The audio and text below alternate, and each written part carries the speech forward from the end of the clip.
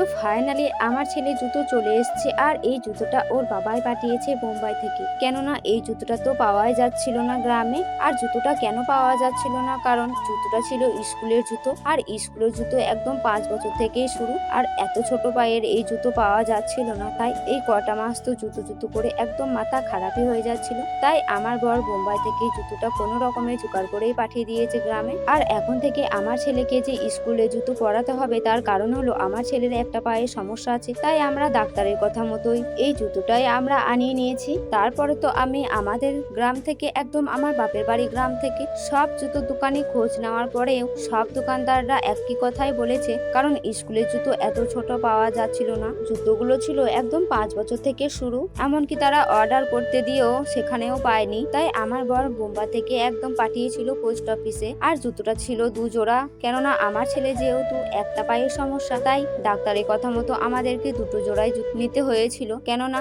একটা পায়ে উল্টো করে পরাতে হবে, আর একটা পায়ে পরাতে হবে সোজা করে। আর তার আগে তো আমি আমার ছেলেকে ডাক্তারের কথা মতো ছোট থেকে পরিয়েছিলাম এই জুতোটা।